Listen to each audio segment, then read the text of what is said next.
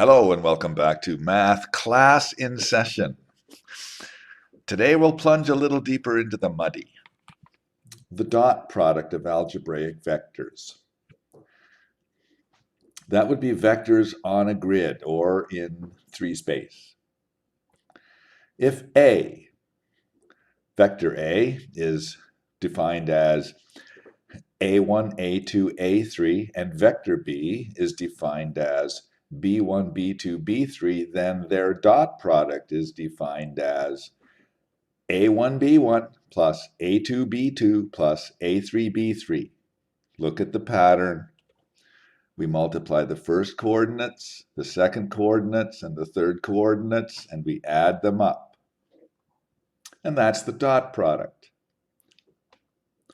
It follows from this that length times cos must also equal this expression, and this leads to all kinds of useful facts. For example, it tells us that the cos of theta must be this expression over length times length. Just looking at this and solving for cos theta. And that numerator, of course, is the dot product. This will help us to state the angle between two vectors in three space. It will be the inverse cos of this. Example, given a couple of vectors in three space, calculate their dot product. Their dot product is 1 times -3 plus -2 times 3 plus 5 times 4. A scalar, of course, because it's the scalar product. Carrying that forward, calculate the angle between these two vectors. Well, vectors are very useful, as is this coordinate system, because we can get the angle between the vectors very easily. First, we'll need the magnitudes of them, and the magnitude of A is the square root of 1 squared plus -2 squared plus 5 squared. And so the magnitude of A is root 30. And similarly, the magnitude of B is root 34. And so the cosine of the angle between them is their dot product over the product of their magnitudes. And you could probably be skeptical and say, wait a second, if I multiply this over, yeah, I've got length times cos equals their dot product. So the cos is indeed this. And we know the dot product, we figured it out a moment ago. And the product of their magnitudes would be the product of root 30 and root 34. Turn it into a decimal, inverse cos it, and we have the angle between the two vectors. Pretty simple and pretty useful.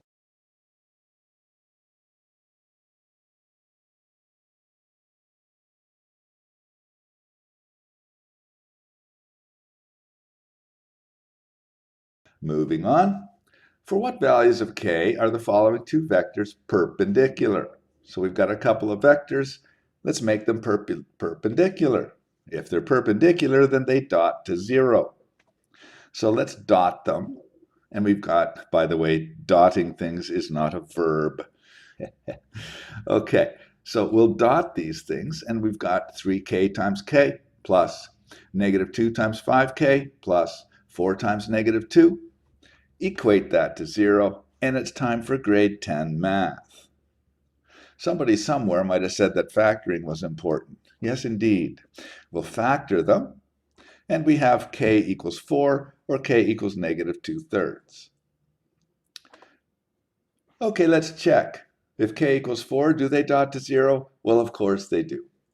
Let's dot them with 4 subbed in for k.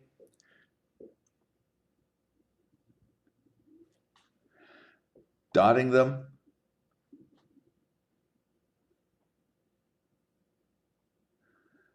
And of course we get 0. Subbing in -2/3 for k. So this will be -2. And this one will be -10/3.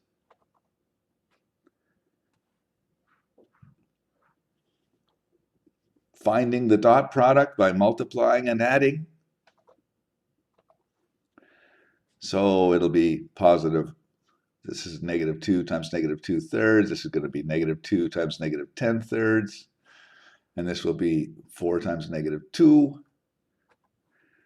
and this will become 4/3, and this will become 20/3. We'll add them up, and indeed, we get 0.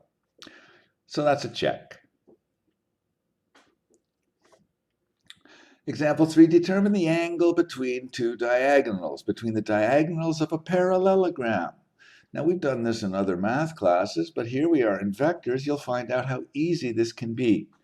Determine the angle between the diagonals of a parallelogram formed by a couple of vectors, u and v. Okay, there's u, -1, 5. And there's v, 7, 2. Now let's find this parallelogram formed by these vectors by creating a parallelogram. So we'll draw v again up here. And we'll draw u again over there. And there's our parallelogram. And this is the diagonal of that parallelogram, which is u plus v. We want the other diagonal. So let's take a look at this. This would be negative v, because this is positive v. And so this would be u minus v, because it's u plus negative v right there. And if we move that over, we have u minus v. So the diagonals of this parallelogram are u plus v and u minus v. U plus v is easy to find. U minus v is easy to find. And we want the angle between these two vectors. Well, the cos of the angle between the vectors is the dot product divided by the product of their magnitudes. The dot product is very simple to get, and the product of their magnitudes is the square root of 6 squared plus 7 squared. Root 85 plus or times root 73. And we can add and we can multiply and we can use a calculator. An inverse cos of negative 0.3428. I would expect an obtuse angle with a negative cosine, and yes, it's obtuse. Therefore, the angle between the diagonals is 110 degrees, or its supplement, depending on which one we're talking about. A useful application of vectors in 2 space.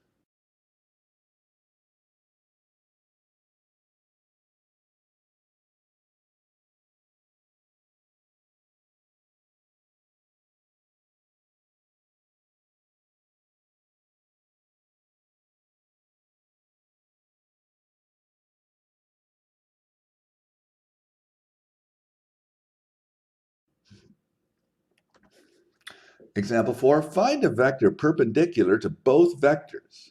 So I've created a couple of vectors, and the thing is, let's find a vector perpendicular to them both. Well, if it's perpendicular to them both, then it must be sticking straight out of the plane that's defined by those two vectors. Recall that any two vectors are coplanar, so any two vectors define a plane. So a vector sticking straight out or at right angles to that plane would be perpendicular to them both. So let this required vector be x, y, z. Now that we know that when we dot with p and we dot with q, we'll get 0. So I'll take our perpendicular vector here, u, and dot it with p and get 0. Dot it with q and get 0. And multiplying out this one here, or not multiplying it out, finding its dot product, an expression for its dot product, and equating to 0. Taking the other one, finding its dot product, and equating to 0. We have 2 equations. The problem is we have 3 unknowns. Now, when you have more unknowns than you have equations, you must introduce this thing called a parameter to the problem. Parameter, this is the problem. Problem, this is a parameter. There, I introduced a parameter to the problem. That's a joke. So equation 1 is this, and equation 2, let's see, I'm going to double it so that I can eliminate x's. So I multiply it by 2, draw the line, and we'll add. That will eliminate the x's. And we have one equation and two unknowns. Proceeding further, dividing through by -5, we have y equals 3z. Okay, so we have a relationship between y and z. Carrying it forward, let's take y equals 3z and sub it into either 1 or 2. I chose 1, so we'll sub in 3z to that. And we have this expression, an equation actually. And let's simplify this. This is -9z plus 7z, that's -2z. And so we have 2x equals 2z, so x equals z. Now the thing is this, since we have x in terms of z and we have y in terms of z, z is the parameter. And we'll call the parameter t. Again, x is in terms of z, y is in terms of z, so z is the parameter. And we'll call that t. So as long as, well, let's see. One possible vector would be u is our parameter t, and y has to be 3 times that, which it is, and x has to be equal to that, which it is. So this would be one possible vector. And when we factor out the t, we get u is any vector, any multiple of 1, 3, 1. And so this is our general solution to our problem. We know that the vector could be of any length, of any magnitude, so it's any multiple of 1, 3, 1. Any real multiple, except 0, I suppose. And so that's our vector perpendicular to them both. Confirming, let t be equal to, say, 1, and so our vector would be 1, 3, 1. Although it could be 2, 6, 2, because we didn't say how long the vector had to be, we just said it had to be perpendicular. And we have our vectors p and q to which it must be perpendicular. Let's just confirm. Dotting p with u, finding the dot product turns it into 0. How? 2 times 1, -3 times 3, 7 times 1. Combining them, 2 minus 9 plus 7 is 0. Similarly, I'm at q dot u, and so we have -1 minus 3 plus 4 turns out to be 0. So we can conclude that therefore the vector u is in fact perpendicular to both p and q.